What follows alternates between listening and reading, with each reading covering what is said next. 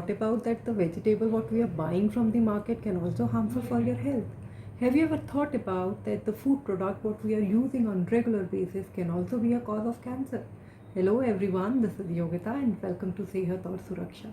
Sehat aur Suraksha is a forum where we can talk and discuss anything related to health. आज हम बात करेंगे ऐसी कौन सी छोटी छोटी बातें हैं जिन्हें हम अक्सर ध्यान में रख के कैंसर जैसी बीमारी से बच सकते हैं। किचन में खाना बनाते समय, सब्जियां खरीदते समय ऐसी कौन सी इंपॉर्टेंट बातें हैं जो हमें ध्यान में रखनी चाहिए।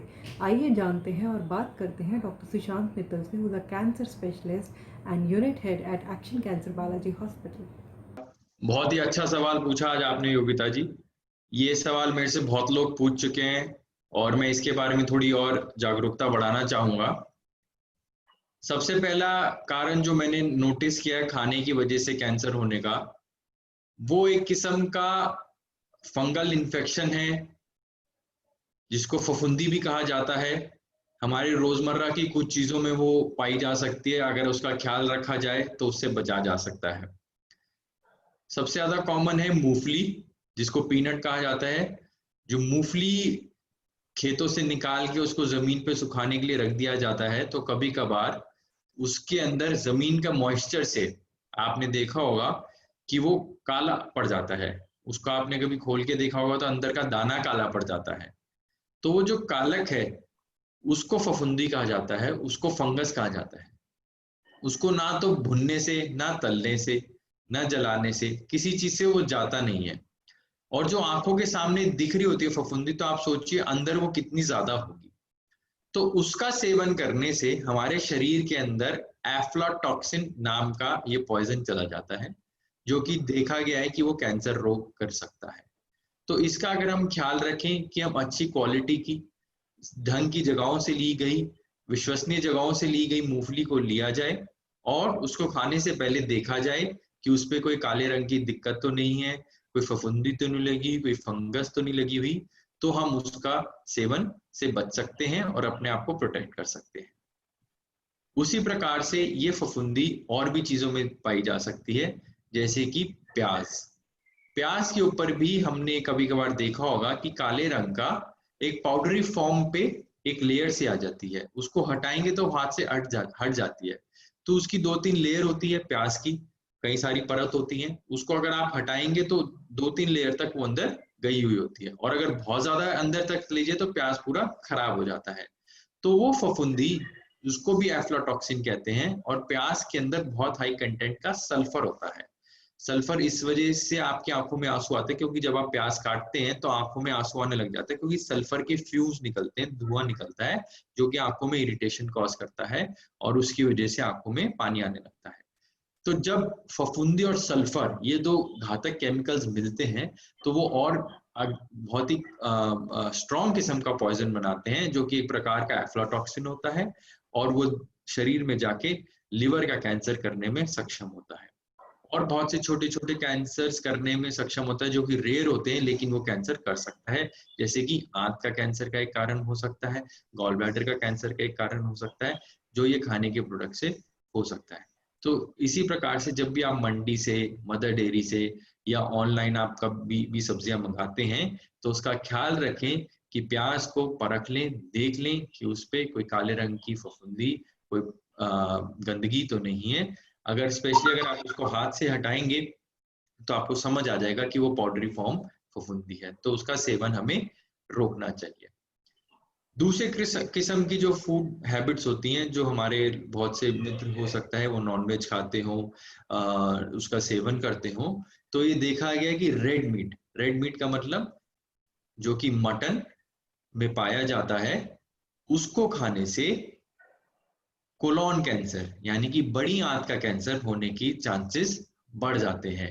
वो इसलिए बढ़ जाते हैं क्योंकि ये प्रोसेस्ड मीट में यूजली दिया जाता है। ये जो रेड मीट होती है, इसको प्रोसेस किया जाता है डिफरेंट केमिकल्स, नाइट्रोसामीन से, चारकोल से, नमक से, बहुत हाई क्वांटिटी में इनको बनाया जाता है। उसको सॉसेज फॉर्म में, अगर आप जाएं कभी फॉरेन कंट्री में तो आपने देखा होगा हॉट डॉग नाम की बहुत ही फेमस एक डिश होती है, जिसके अंदर एक लंबा किस्म का एक मिस लगाया जाता है, सर्कुलर फॉर्म में, सिलेंड्रिकल फॉर्म में, उसको सॉसेज कहा जाता है। वो इसलिए करी जाती है ताकि वो लंबे समय तक उसकी उसका सेवन करा जा सके, जो वेंडर है, जो सेलर है, उसको ज्यादा समय तक उसको फ्रिज में रख सके, उसका ज्यादा देर तक इस्तेमाल कर सके। तो वो जो प्रोसेस्ड मीट फॉर्म होती है, रेड मीट फॉर्म होती है, वो देखा गया है कि बड़ी आंत का कैंसर करने में सक्षम होती है। जो लोग इसका रेगुलर सेवन करते हैं उसका हमें ख्याल रखना चाहिए कि आप इसका सेवन कम से कम करें। अगर आप व्हाइट मीट खाएं, जैसे कि जो कि चिकन या फिर फिश में पाया जाता है, वो हेल्थ के लिए ठीक माना गया है, वो कैंसरोजेनिक नहीं होता, वो कैंसर कॉज नहीं करता। उसमें ओमेगा 3 फैटी एसिड्स होते हैं जो कि कैंसर को प्रिवेंट करने में सक्षम होते हैं। तीसरी चीज, जैसे कि सबको पता है, बहुत से लोग शराब का सेवन करते हैं। शराब के सेवन की वजह से जहां जहां से शराब टच होके जाती है, लॉन्ग टर्म तक अगर उसका इस्तेमाल किया जाए तो उसकी परत को खराब कर देती है।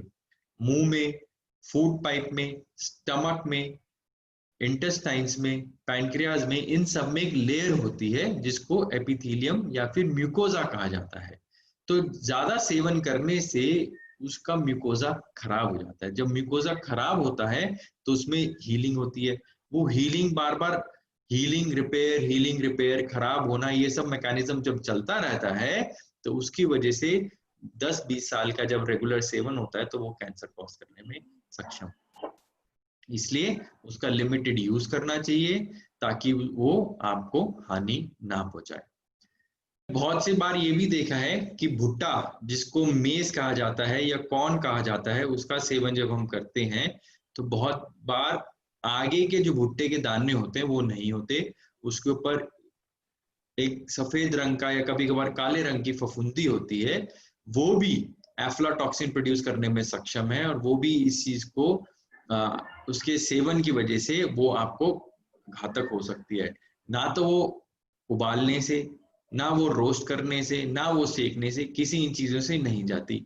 तो जब भी आप भुट्टा लें, खाएं, तो उसको छील के अवश्य देखें कि आगे के जो दाने हैं वो हेल्दी हैं कि नहीं है। वो दाने ऐसा तो नहीं कि वो गायब हो रखे हैं, वो इन्फेक्शन की वजह से गायब हो रखे हैं, वो ग्रो नहीं कर पाए हैं। तो उस भुट्टे का सेवन हमें अवॉइड करना चाहिए।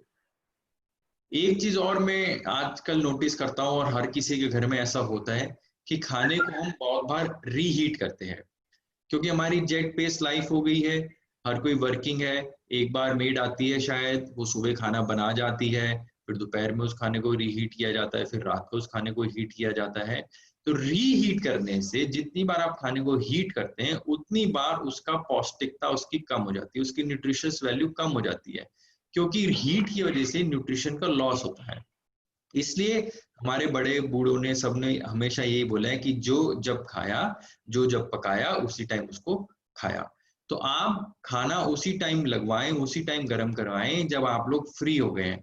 बहुत से घरों में क्या होता है कि अच्छा चलो 8 बजे खाना लग गया, फिर 8:15, 8:30 नीचे से वाइफ आवाज दे रही है कि मदर आवाज दे रही है कि बच्चे आवाज दे रहे हैं, खाना खाने आ जाओ। आप फोन पे लगे हो, आप कंप्यूटर पे लगे हो, आपको लास्ट ईमेल भेजनी है या फिर आपका कोई एपिसोड खत्म होने वाला, तो आप उस इंतजार में बैठे रहते हैं और खाना ठंडा हो जाता है।